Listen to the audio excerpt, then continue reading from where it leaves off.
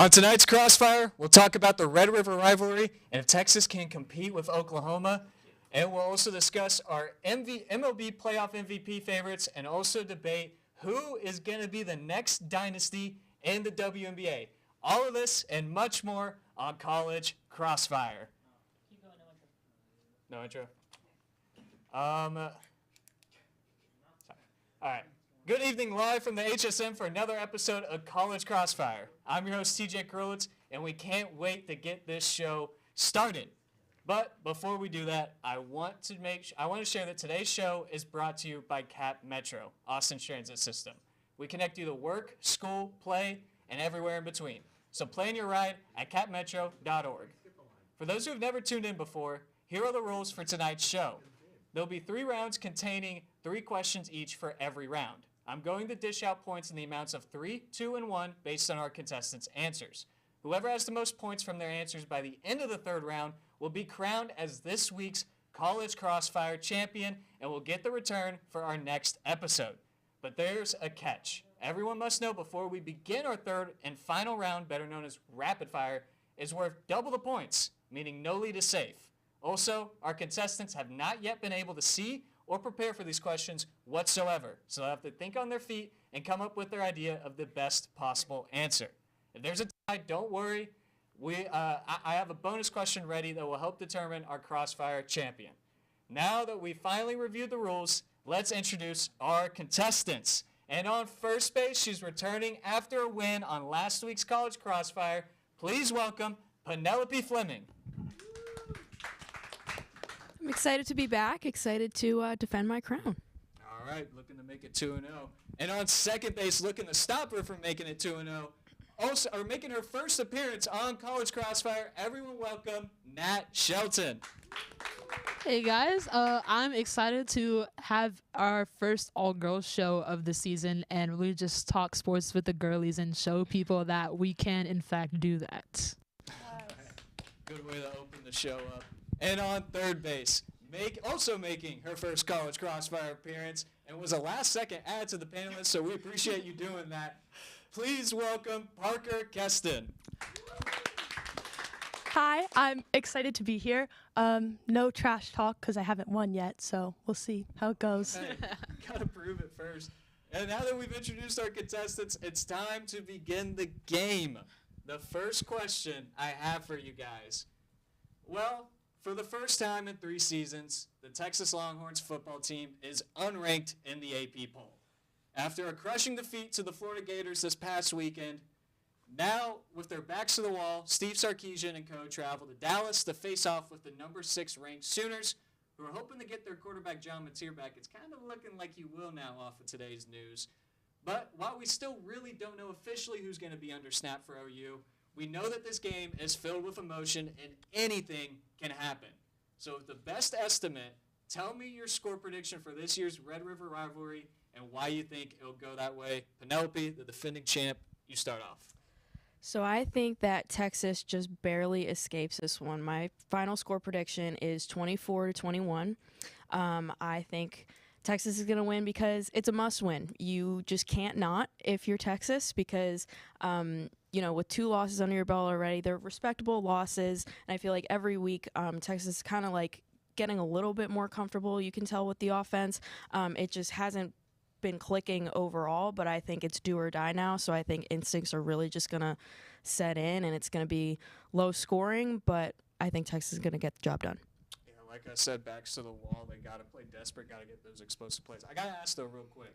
Since it's a 3-score game, do you think it's a walk-off field goal or some walk-off touchdown, or do you think it's a defensive stop to end the game? I think it's dramatic. I think it's like a walk-off field goal situation. I think it's Red River drama. Yeah, decent shit. Nat, what are you going to say? I also think it's going to be a walk-off field goal, but in the opposite direction. I cannot, in good, unbiased faith, pick my Longhorns to win as much as I want to after what I saw Saturday. I'm going to go 27-24 OU, just because that that Florida defense gave the Longhorns, especially their O-line, so much problems, and their defense is only ranked number 35 in stop rate, and OU's defense is ranked number 2 in stop rate. So I'm not excited to see what they're going to do to that O-line this weekend. That being said, I do absolutely think John Mateer will end up playing this weekend, and although he only has 64% completed percentage against power conference teams, the eye test, he just looks so good, so confident, so decisive in the pocket. So I'm not excited to see what he's going to do against the Texas defense that's ranked number 4, but Colin Simmons, Anthony Hill Jr., those power players haven't been game wreckers like we know they can be. So I just feel like after what I've seen from both teams so far this season, I have to give it to OU 27-24. Yeah, and John Mateer, reason why he's in the Heisman candidacy, even though he missed a week, he's definitely a really good quarterback. So, Parker, For sure. What are you going to say? I hate myself for it. I'm also going to give it to OU. I'm going to say not quite as close as the other two. I'm going to say 31-17. And hot take, guys. I think it relies really in Oklahoma's defense. If Texas's O-line looks anything like it did against Florida, that is just not going to cut it. Texas run game they had 26 carries for only 52 yards. Oklahoma's pass defense is much stronger than their ability to defend the run. So if Texas run performs like that, it is not going to cut it against Oklahoma defense. Also, again, with the O-line, and Arch, he has the highest single game pressures in the SEC. So I'm going to give it to OU 31-17. Yeah, it's going to be critical for that offensive line to respond. You don't think that that's going to happen, though. It sounds like that is a 2-score win for Oklahoma. I'm going to give the 3 points to Nat here, actually. I think that the prediction, the stats that you brought up, the defense is just going to probably walk all over this offensive line if they don't respond, and that's going to be difficult for Texas to stop. And so I think it's going to be a close game, but I do think that OU has the edge right now, especially with Mateer coming back. The 2 points I'm going to give to Penelope here. I think that it is going to be a 1-score game. That's part of the reason why I'm going to give her the 2 points here. I do think the special teams is going to be massive for this game. The Texas run game, I hope, bounces back in the offensive line. Parker, there's no wrong. Hey, at least you're not being biased. That's a good point. But unfortunately, I'm going to have to give you the 1 here for starting off. The next question I have for you guys, after UCLA had arguably one of the biggest upsets of the season, probably the biggest upset, the preseason AP number 1 and number 2 are both unranked heading into week 6. Since there's been so much turnover, there are a few teams currently in the run for the college football playoffs that have surprised many. So to you, who is the most surprising contender this season for college football and why? And Nat, you start off. Yeah, so I'm going to have to give my pick to the Miami Hurricanes. I feel like going into the season, they had a lot of questions, especially on offense. They've got Cam Ward gone, Xavier Estrepo's gone, Isaiah Martinez is gone, and they had their biggest transfer in Carson Beck coming in. And I don't know, that didn't really move me based on what I saw from him in Georgia. And after the offseason he did not seem locked in. That drama, the Snapchats and the Cavender twin breakup, his car getting stolen, he did not seem locked in, but he's come in and he's been very good. 1,200 yards, 11 touchdowns, only 3 picks. He's looked very good so far this season, much more confident than Georgia.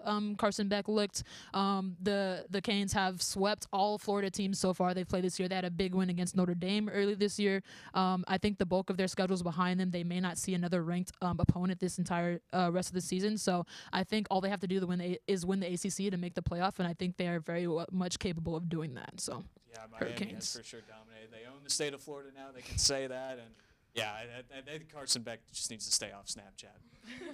Parker. I'm going to go with Vanderbilt. Diego Pavia, really reliable quarterback. First in passing touchdowns in the SEC. I believe he's 14-4 in touchdown to interception. Second in completion percentage in the SEC. Second in completed passes in the SEC. Overall looking strong, consistent, reliable. I think he has the ability to lead this Vanderbilt team to the playoffs. We always say anything's fair game in the SEC. And then also looking ahead at their schedule, they do have a tricky SEC schedule coming up. However, 4 out of 6 of those games are at home. Yes, Vanderbilt's not necessarily known for its college football atmosphere. However, a home game is a home game. It's an advantage nevertheless. Yeah, and that one SEC loss doesn't deter a season by far. So good answer there, Penelope.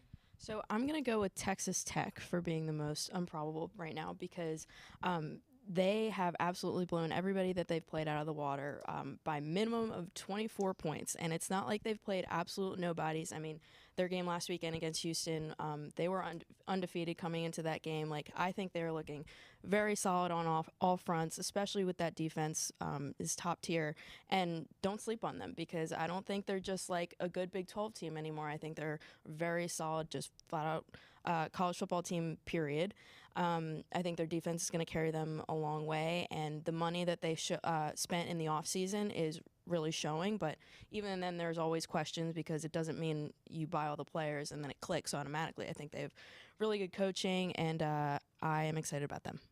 Yeah, I mean, and who would have thought going into Week 6 that Texas would be unranked and Tech and A&M would be so far, top 12 teams, looking like they'll make the college football playoffs. I'm going to give you the 3 for Tech right here. I think that the Big 12 parity, it's huge. You don't usually have a team that dominates the Big 12. Right now, they're looking pretty good. That win over Utah was a big statement win for them. So I have to give you the 3. They've looked definitely very impressive.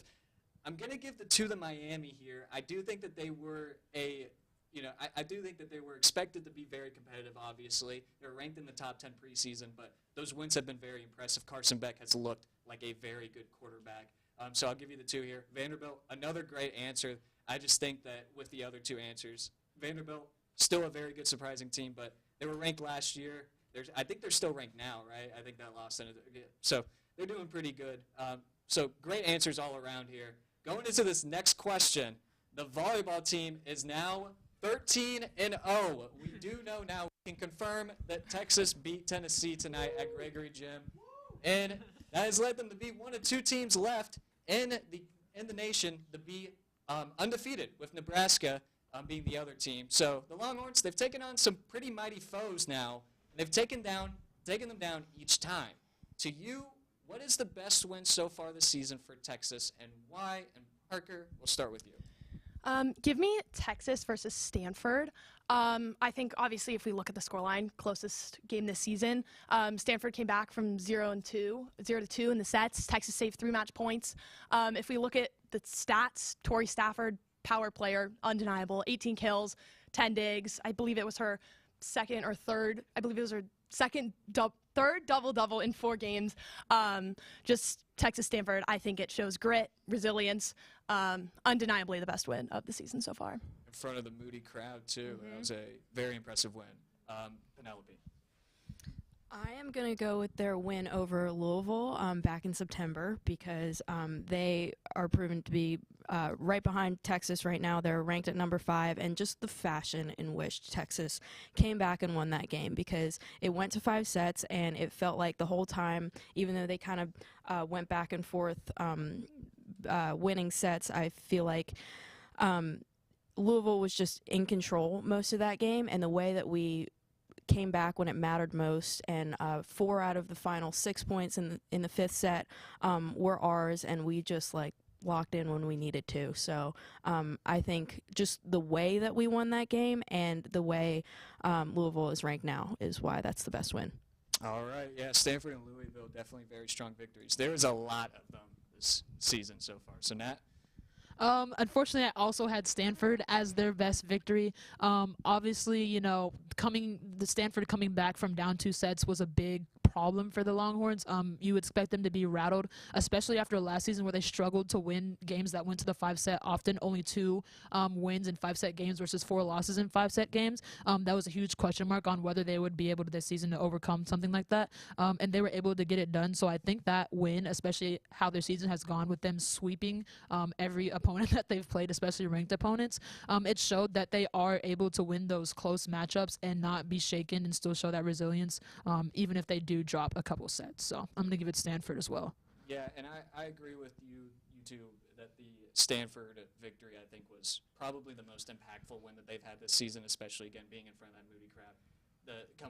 Having Stanford come back and still being able to have that resiliency to win the game. So I'm going to give I'll give Parker the 3 points here. I like your explanation better here. Nat, I'll give you the 2, and then Penelope, I'll give you the 1 to round out the first round. So the first 3 questions, they're in the books. All 3 contestants, they showed some fight, but there is still 2 more rounds to go. So with all that talk still left, It's still anyone's game. Coming up on the next block, we venture to the professional leagues and talk some playoffs in the MLB and WNBA and debate if the Chiefs dynasty is nearing an end. We'll talk all that and much more coming up on College Crossfire.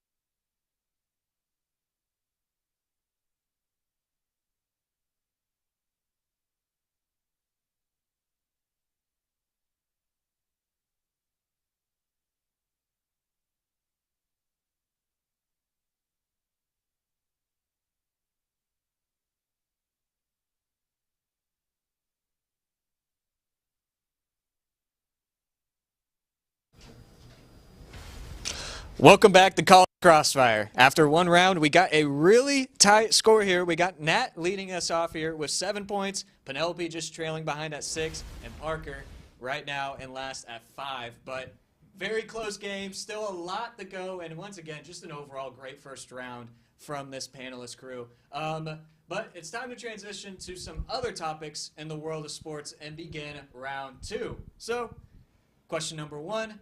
The Las Vegas Aces are on their way to yet another championship. Now, they're only playing Game 3 of the WNBA Finals right now, and being up 2-0 is nothing to smile about since the job isn't finished. But if the Aces win the championship, this will be their 3rd in the last 4 years. But, you know, other teams, they might be soon be a thorn to Vegas' side and could potentially end their dynasty to, you know, maybe start their own. So, to you, which WNBA team has the best chance to dominate the league over the next 5 years and why? And Parker, you start off this round. I think the next WNBA dynasty is going to be the Indiana Fever. Look at this duo we have in Caitlin Clark and Aaliyah Boston. First round picks in 2023 and 2024. Undeniably the best and the youngest duo in the league. Their power is unstoppable. And if we just look at offensive rating, in 2022, the Indiana Fever were ranked in 12th or last place. And now in 2025 and last year in 2024, they are 3rd ranked in the league. So if they continue this upward trajectory, continue on with this firepower, I believe the Indiana Fever have what it takes to be the next WNBA dynasty. Definitely a strong candidate for sure. I believe their average age is 24 on the roster, which I think is the youngest in the WNBA. So, Nat. I'm going to have to give a sleeper pick. I'm going to go with the Atlanta Dream. The Dream have their go-to player already in Ryan Howard, 6'2", big guard. She can hit those big shots, play both sides. They've also got plenty of veteran presence with Alicia Gray, 16 points per game, their leading scorer. She's got years in the W. They've got paint presence in Naz Hillman and Brianna Jones. They've got a young rookie in Tahina Paopao who's been as much of the shooter as she was at Oregon and South Carolina. They've got all the pieces to put together a great run. They've got the resume for it. They've beat the Lynx twice this year, who've been a great team. They've beat the Liberty twice this year, who've been a great team. They beat the Mercury 3 times. All 3 times they played them, they won, and the Mercury are now in the WNBA Finals. So I think they have the roster to play with anyone. And if that team can stay together and they can get a coach to really kind of drive that team together and really play off of those talents, I think they're going to be scary coming up soon. I like that pick. I like it. All right. Penelope? I'm going with the New York Liberty, just because they are such a experienced and dangerous scoring offense, and I don't think that window is closing for them, even though they've had names that they've had for a while, like Brianna Stewart, Sabrina Ionescu, and Jonquel Jones. I think that they're going to keep rolling for the window the next 5 years. I think they can sustain that, and especially being in the New York market and having the front office that they do, I think they are well equipped to sustain success for a long time, and also attract more big names over time. I really like all these answers. You guys are making it pretty tough for me right here. I can't lie. I'm going to go with one of the answers that I thought was very unique. I'm going to go with the Dream, because you did bring up a lot of great points there about, talking about their specific head-on-head records with other teams that are very competitive in the WNBA, and also just talking about their young core right now. I mean, it is I think that there's bright stuff coming to Atlanta in the next few years. So I'll give you the 3 here. Parker, I'll give you the 2, because I do think that the Fever is pretty much the obvious choice here. Everybody, of course, is, the Caitlin Clark and Aliyah Boston, duo is fantastic, and is probably going to be very dangerous for years to come. Penelope, again, just great answers all around. It's so hard. I hate to give you the 1 here with Liberty, because they just won last year as well. I mean, they're a very competitive team, but I have to give you the 1 here. So, going into the next question, we got some MLB experts here, I'm assuming. So it's going to be an interesting round. We got, the teams are starting to drop like flies in the MLB playoffs, and by the end of the week, we will have our final 4 teams remaining.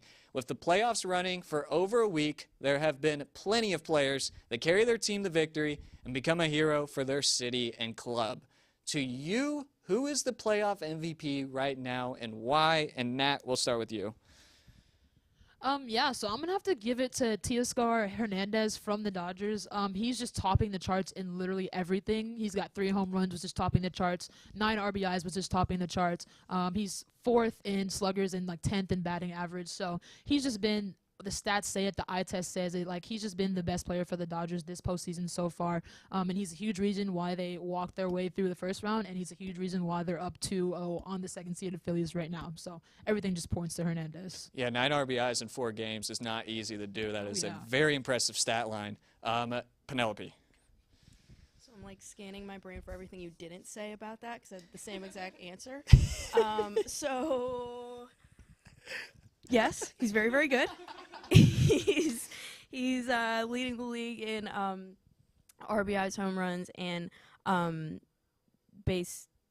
You said it. You said it all.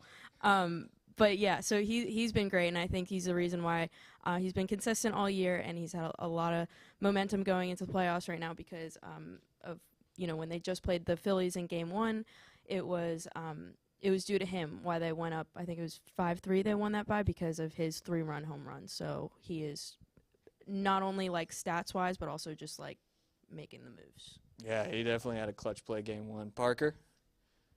I'm going to take Cal Raleigh from Seattle Mariners. He leads, look at 60 home runs is ridiculous. 16.4 defensive rating, leads the league in total RBIs. I just think his stats overall, if that doesn't prove to you that he's a brilliant player, both a holistic player on the offensive and defensive side of the ball. And if we're looking at team stats too, the Mariners haven't made the World Series since 1977. So look at what it means to Seattle. He would bring a lot back. So yeah, I'm going to go with Cal Raleigh. Yeah, and he had a big home run in, I believe, Game 3 against the Tigers, and he's played pretty well so far in this ALDS series. I have to go with Teoscar Hernandez being the better answer, though, however. Of course, he's kind of had a larger sample size. Not too much, though, really, since it's only 4 games compared to 3. I guess 4 now. I'll give the 3 to Penelope here, because I do think that you gave up. If you don't want it, I could give you the 2 points. I'm just gonna, because you mentioned a specific point in Game 1 that was big for Teoscar Hernandez and the Dodgers right there. So I'm gonna give you the 3. Hey, all right. And then Nat, I'll give you the 2 here. I think it was a great answer. You basically just read off all the stats that make him a great candidate for now. Parker, I'll give you the 1 here. Cal Raleigh, great answer though. However, but moving on to the last question of the second round. The dynasty just might be crumbling right in front of our eyes for Chiefs Kingdom. And while it might be a little premature to say that, since last year's Super Bowl loss, Kansas City, they've really struggled to play well, and it's resulted in a 2-3 start after a down-to-the-wire loss to Jacksonville on Monday night. The run of winning the AFC West, which is currently at 9 years in a row, is in real jeopardy. So for you, where do you think the Kansas City Chiefs finish in the AFC West this year, and why? And Penelope, we'll start with you. I don't think the dynasty is crumbling just yet as much as I want it to, but I think that they finish second behind the Chargers in the AFC West this year. So not great as well as we're accustomed to, but also not at the bottom of the pack. They're not gonna be Raiders bad. They still have two games against Denver left, or yes, 2 games against Denver left, and then they play the Chargers again at home. So I think that they have an opportunity to keep it rolling. I don't think it's going to be the level of dominance that we've seen from Mahomes teams in the past, but I don't think it's going to be like abysmal. And the way that they've lost, it's just been a lot of like fixable but costly and very poorly timed errors that I think just if they're cleaned up, it'll be business as usual. All right, so you said they finished second. Who do you think finishes in front of them? Chargers, that's what you said? Okay. And Parker? I think the Chiefs are going to end in third. Broncos, then Chargers, then Chiefs. Gotcha. Broncos, I think, are a more holistic team. They are more balanced on the offense and the defense. Chargers, kind of plagued by injuries right now, but Joe Alt's coming back soon. Khalil Mack, assuming they make the playoffs, will get there. He'll be back after his dislocated elbow. Justin Herbert's going to get his mojo back. Not much to say about the Raiders if we're talking division. But if we're looking at the schedule, Chiefs have the 11th hardest schedule in the NFL. 10 of their regular season opponents this year are 2024 playoff teams. So naturally, they already have a challenging schedule. But also, if they continue the type of play style we saw last year, sure, they were undefeated in one-score games. However, they didn't score more than 30 points until the AFC Championship win against the Bills. And in these one-score games, some might see it as they can pull it together in short amounts of time, but I see it as they are unable to deliver when it matters, and they aren't able to actually build fortifying wins. And, we saw that in the Super Bowl. That's really where it counted. So I think the Chiefs' dark magic has finally run out. Yeah, I mean, 8-0 in one-score games last season. Now they're 0-3 this season so far. So good point there, Nat. Yeah, so like Penelope, I also have the Chiefs finishing second in the AFC West, but I have them behind the Broncos, not the Chargers. I think the Broncos defense, despite some injuries, has been so good, and I think that really showed in their win against the Eagles. So I have them coming first. Like Parker said, they're very balanced. But that being said, I don't think the Chiefs' dark magic is completely used up yet. I think they still got a little bit because Travis Kelce's still with Taylor Swift. So I think that'll help them a lot. I feel like the Chargers could be a factor, but that O-line is just so injured. I think Justin Herbert's going to be running for his life for the rest of the season. The Chiefs still have some tough opponents coming up. Of course, they still have to play the Broncos twice. They also have to play the Lions, and they also have to play the Bills at Buffalo. So I think that's a big factor coming up, which is why I'm taking them second and not first. But that being said, I don't think their dynasty is completely over. I still think they've got the juice, and I still think they'll be top 2 in the AFC West. Yeah, I don't think that the dynasty is over. I just said that just because I guess, just for TV. But, I mean, I'm going to, even though I do think that they finished second, I'm going to give Parker the 3 points here because I really like your reasoning. I like, you're talking about the Broncos, talking about the schedule. The Chiefs definitely do have a hard schedule in the run. One-score games that they have struggled with since the Super Bowl. Now, heading into the season, they're 0-3. So I like your reasoning the most here. Nat, I'm going to give you the 2 here because I do think if they're going to finish second, which I think it's going to be the Broncos who take the first in the division. You mentioned the injuries to the Chargers. That can really derail a season for sure. And Penelope, I'll give you the 1 here. I think that all answers were great all around. It's been hard to pick these points this game, man. You guys have been, on it today. So another round is in the books. And after the break, it'll be time to head into the most exciting part of the night, rapid fire. The intensity will turn up a notch, and to win, you have to go all gas, no brakes. Stay right where you are, because it'll be time to decide our College Crossfire champion once and for all next.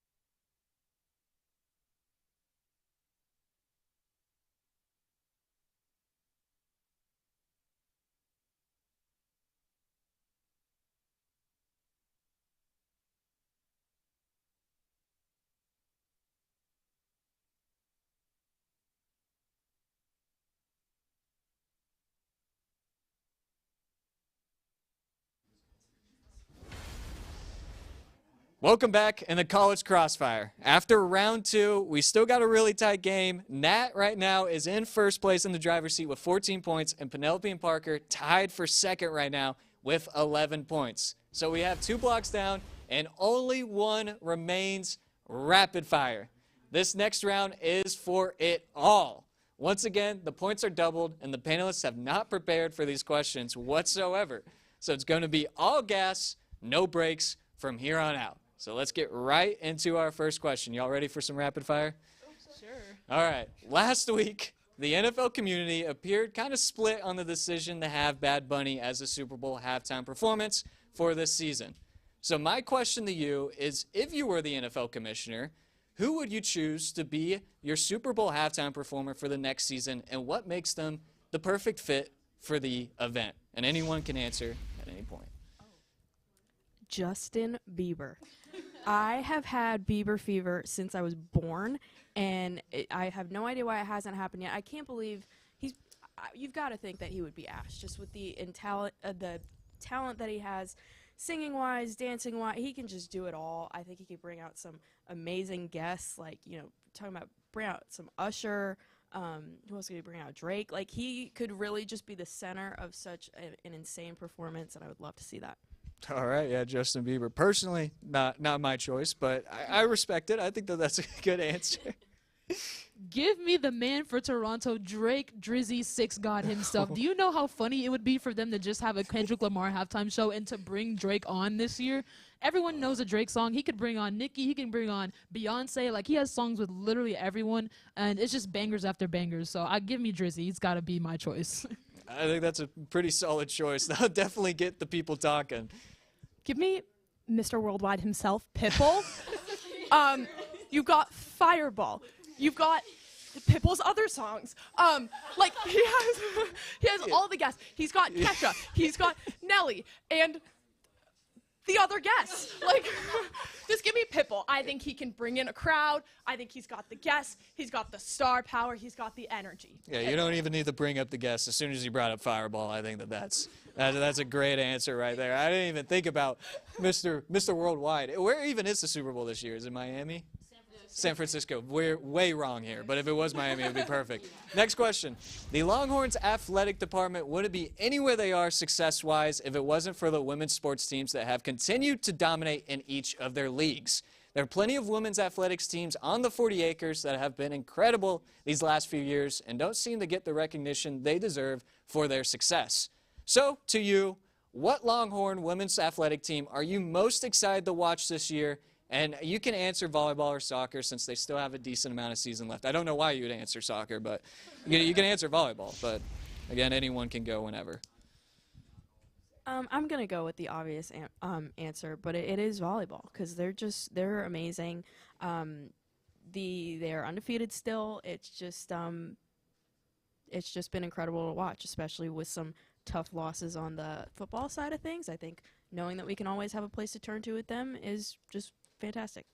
Yeah, definitely with the football team struggling. Good answer. I'm going to go with women's basketball, Madison Booker, the whole team. I mean, look at them. They're so good. Final Four last year. I am so excited to see what they can do this year. And Rory Harmon's gone, correct? No, she's here. Rory Harmon's back. I'm just so excited to see what this women's basketball team will do and how they will continue to compete. Yeah, it's always fun to go to the Moody games.